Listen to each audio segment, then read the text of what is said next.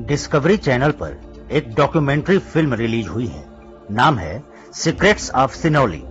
ये फिल्म बताती है कि भारत के हजारों वर्ष के इतिहास को किस तरह से दबाया गया और बदला गया। उत्तर प्रदेश के बागपत जिले में एक गांव है जिसका नाम है सिनौली। इस गांव में हुई खुदाई में जो कुछ भी मिला उसने भारतीय सभ्यता के साथ हुए सबसे बड़े विश्वासघात की पोल खोल दी। पहले ये काम अंग्रेजों ने किया और बाद में काले अंग्रेजों यानी कांग्रेस की सरकारों ने इसे आगे बढ़ाया। स्कूलों की किताबों को झूठ से भर दिया गया कि आर्यों ने बाहर से आकर भारत पर आक्रमण किया।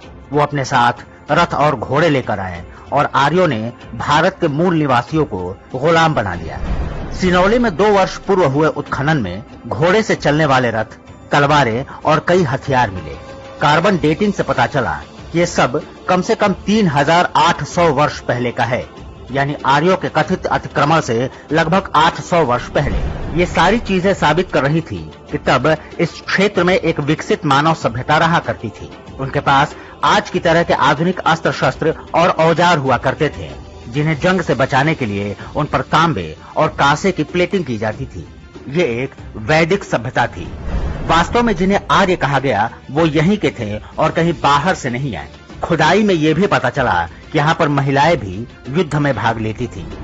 पहले अंग्रेज और बाद में वामपंथी कांग्रेसी इतिहासकारों ने जो कुछ लिखा उसका कोई वैज्ञानिक आधार ही नहीं था। सिनौली की खुदाई में मिले साक्ष्यों से साबित होता है कि सिंधु घाटी और प्राचीन वैदिक सभ्यता दोनों समकालीन थी।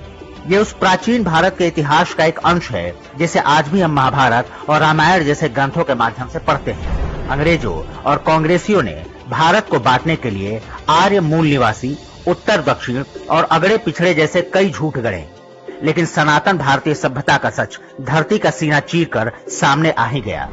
डिस्कवरी की फिल्म को जरूर देखिएगा ताकि पता रहे कि स्वतंत्रता के बाद से इतिहास के नाम पर हमें जो कुछ पढ़ाया जाता रहा है वो कितना घृणित और दुर्भावनापूर्ण था।